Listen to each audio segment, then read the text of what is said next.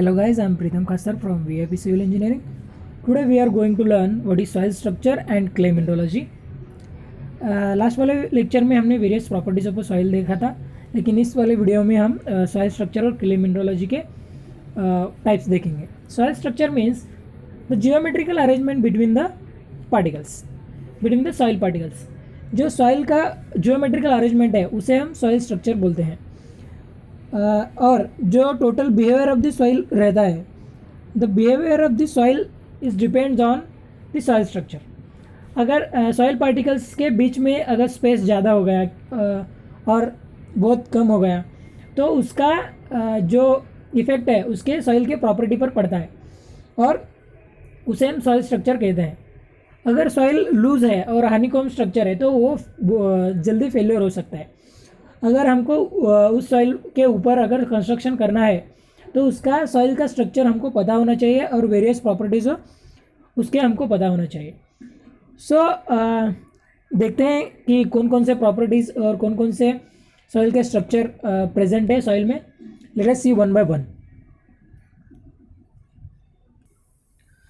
Important types of the soil structure. The soil structure is depends on the size of particle and mode of formation. Last वाले video में मैंने बताया था कि soil का formation कैसे होता है और फॉर्मेशन के बाद वो ट्रांसपोर्ट कैसा होता है, various modes of transportation of soil हमने देखा था. इस वाले वीडियो में हम देखेंगे कि मोड ऑफ ट्रांसपोर्टेशन में से कौन कौन से स्ट्रक्चर फॉर्म होते हैं और उसका प्रॉपर्टी क्या है, वो स्वेलिंग प्रॉपर्टी और श्रिंकेज प्रॉपर्टी, परमेबिलिटी प्रॉपर्टी पर कैसे अफेक्ट उसका स्ट्रक्चर करता है, ये हम इस वाले लेक्चर में देखेंगे. Depends on the mode of formation, the various soil structures are classified as below. Let us see one by one. First one is single grained structure, second one is honeycombed structure, third one is flocculated structure, fourth one is depressed structure, and fifth one is composite structure. Okay, let us see first one, that is single grained structure. Single grained structure. Single grained structure is mostly present in a sand or a gravel. Sand और gravel particle का जो shape होता है वो spherical circular spherical और बड़े वाले जिसका साइज़ जो होता है वो ज़रा ज़्यादा होता है, जो कि 4.75 mm से लेकर थोड़ा ज़्यादा होता है, जिन्हें हम ग्रेवल और सैंड कहते हैं. उसका जो स्ट्रक्चर होता है वो सिंगल ग्रेन्ड स्ट्रक्चर होता है because the distance between the two particles of the soil is very large. अगर डिस्टेंस पार्टिकल का जो साइज़ है वो बड़ा हो गया तो उसका सॉइल का स्ट्रक्चर जो है वो सिंगल ग्रेन्ड हो जाएगा, क्योंकि कोहेजन प्रॉपर्टी उसमें बहुत कम रहेगी और because of the spherical particle उसमें वॉइड्स भी बहुत ज़्यादा रहते हैं. ओके, सिंगल ग्रेन स्ट्रक्चर के दो टाइप्स है ओके जो मैंने यहाँ पर दिखाया है. One is loosest packing, another is densest packing. अगर distance between the two particles बहुत लार्ज और ज़्यादा हो गया तो उसे हम लूजेस्ट पैकिंग कहते हैं. अगर वो बहुत कम हो गया तो उसे हम डेंसेस्ट पैकिंग कहते हैं. Okay, depends on the loosest and densest packing the values of the various void ratio are shown here. Last वाले वीडियो में मैंने वॉइड्स रेशियो का अपर लिमिट और लोअर लिमिट बताया था, जो कि सिंगल ग्रेन्ड स्ट्रक्चर के लूजेस्ट और डेंसेस्ट पैकिंग पर डिपेंड है. वो हम देख लेते हैं. वॉइड रेशियो जो है वो लूजेस्ट पैकिंग के लिए 0.91 रहता है और डेंसेस्ट पैकिंग के लिए 0.35 लेता है. ये दोनों जो वैल्यू है ये एक्सीड नहीं हो सकते और ये दो जो वैल्यू है ये कॉम्पिटिटिव एग्जाम के लिए बहुत ही ज़्यादा इंपॉर्टेंट है, इसे आप ध्यान रखिए. और सिंगल ग्रेन्ड स्ट्रक्चर में हम पार्टिकल साइज का एजम्पशन जो है वो स्पेरिकली करते हैं, जो कि गोल गोल होता है. ओके, अगर अदर शेप भी रहेगा तो सिंगल ग्रेन्ड स्ट्रक्चर रहेगा तो उसे हम स्पेरिकल पार्टिकल ही एज्यूम करते हैं. Okay, let us move to the next structure. Honeycomb structure जो है, नेक्स्ट वाला जो स्ट्रक्चर है वो हनीकॉम्ब स्ट्रक्चर है. हनीकॉम्ब स्ट्रक्चर जो फाइन सैंड और सिल्ट में प्रेजेंट रहता है. फाइन सैंड वेरी फाइन होता है और सिल्ट भी नियर अबाउट फाइन होता है। जो पार्टिकल साइज का जो डिस्टेंस है वो मीडियम होता है और उन दोनों का पार्टिकल साइज में से जो डिस्टेंस है distance between the particles is very small and the honeycomb structure is formed.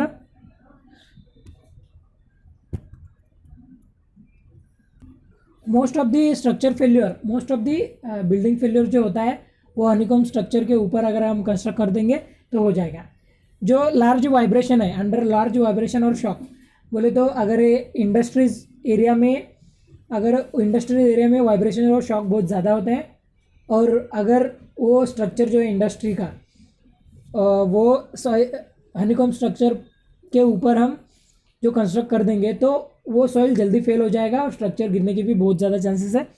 इसीलिए हम हनीकॉम स्ट्रक्चर को इम्प्रूव करके उसके प्रॉपर्टीज़ को इम्प्रूव करके हम बिल्डिंग कंस्ट्रक्ट करते हैं। Honeycomb structure is one of the hazardous structure to our building. Under vibration and shock structure collapse and takes large deformation. Building का डिफॉर्मेशन जो है वो बहुत ज़्यादा रहता है इस स्ट्रक्चर में और डिफॉर्मेशन कोलैप्स के चांसेस भी बहुत ज़्यादा होते हैं इस सॉइल के स्ट्रक्चर में। Okay, let us move to the third structure that is flocculated structure. Flocculated जो स्ट्रक्चर है वो मोस्टली फ्लॉकुलेटेड जो स्ट्रक्चर है वो मोस्टली क्लेज में प्रेजेंट रहता है और क्ले पार्टिकल जो है वो नेगेटिव और पॉजिटिव आयन से भरे हुए तो होते हैं। Suppose this is the clay particle and it contains positive ion and it contains negative ion. जो क्ले पार्टिकल होता है उसके फेस पर नेगेटिव चार्ज होता है और उसके एज पर पॉजिटिव आयन होता है।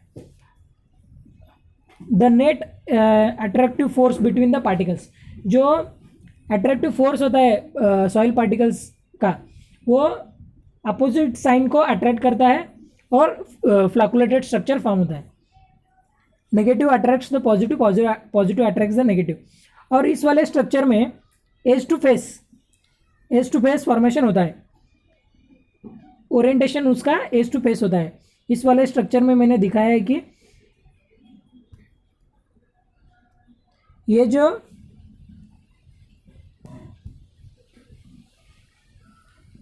ये जो पॉजिटिव साइन, ये नेगेटिव चार्ज है, अगर दूसरा वाला जो सॉइल पार्टिकल है उसको अटैच हो जाएगा तो उसका एज उसका पॉजिटिव चार्ज एज इस वाले नेगेटिव चार्ज फेस पर कनेक्ट हो जाएगा।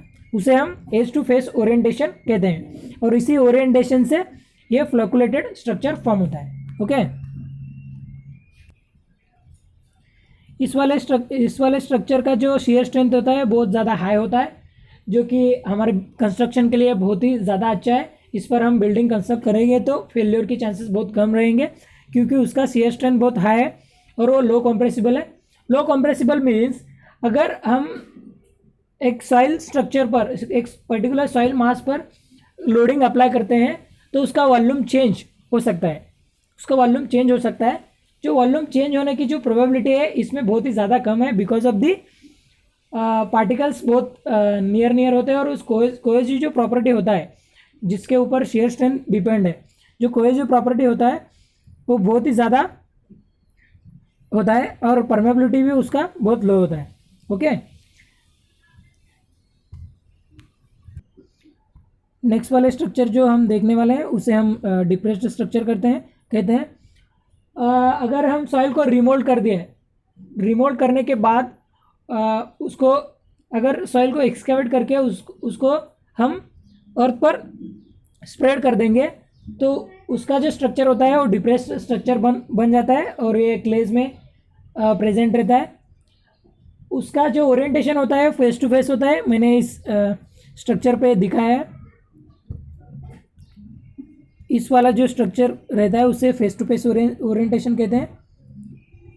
फेस टू फेस ओरिएंटेशन ऐसे उसका ओरिएंटेशन रहता है। जिसे हम डिप्रेस्ड स्ट्रक्चर कहते हैं।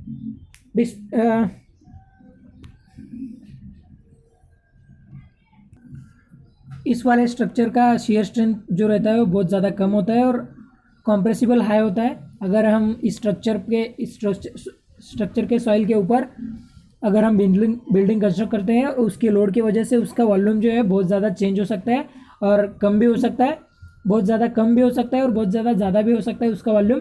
Because of the volume change soil के बिल्डिंग को फेलियर पहुंच सकता है, उसका डैमेज हो सकता है। इसके लिए इसको भी हम मॉडिफाई करके यूज़ करते हैं, इस सॉइल को भी मॉडिफाई करके उसके ऊपर स्ट्रक्चर कंस्ट्रक्ट करते हैं। ओके, नेक्स्ट वाला जो स्ट्रक्चर है उसे हम कंपोजिट स्ट्रक्चर कहते हैं। कौन से भी दो जो स्ट्रक्चर का कॉम्बिनेशन है, मतलब फ्लैकुलेटरी स्ट्रक्चर और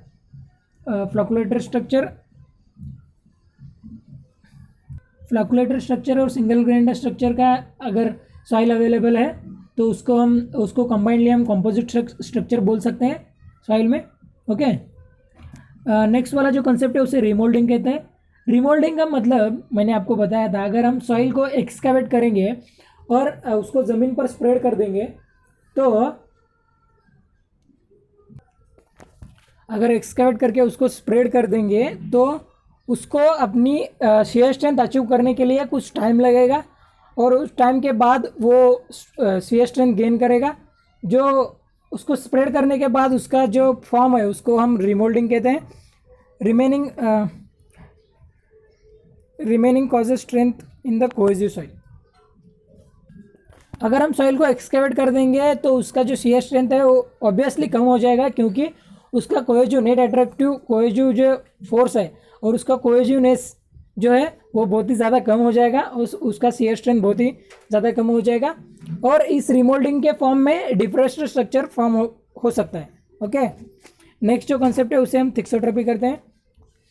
थिक्सोट्रॉपी जो कंसेप्ट है, thixotropy means it is a phenomena.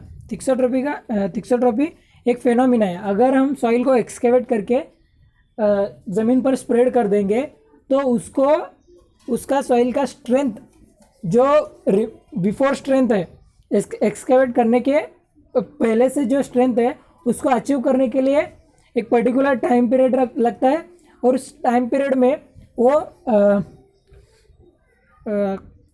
उस टाइम पीरियड में वो अपनी स्ट्रेंथ गेन करने की कोशिश करेगा।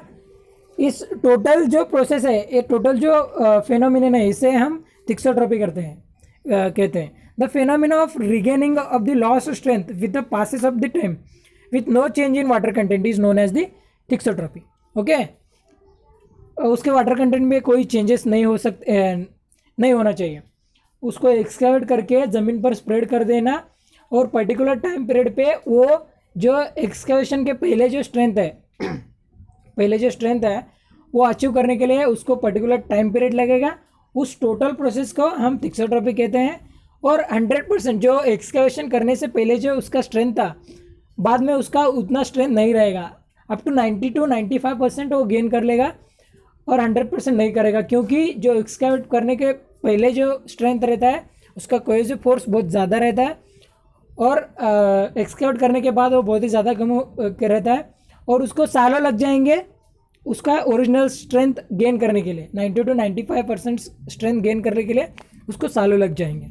इस टोटल और जो उसका टोटल स्ट्रेंथ गेन करने का जो टाइम पीरियड है उसे हम थिक्सोट्रॉपिक टाइम पीरियड कहते हैं। ओके, इस वाले लेक्चर में हमने वेरियस स्ट्रक्चर्स ऑफ सॉइल और रिमोल्डिंग और थिक्सोट्रॉपी देख चुके हैं। अगले वाले लेक्चर में हम क्ले मिनरोलॉजी देख लेंगे। Okay, thank you for the watching guys.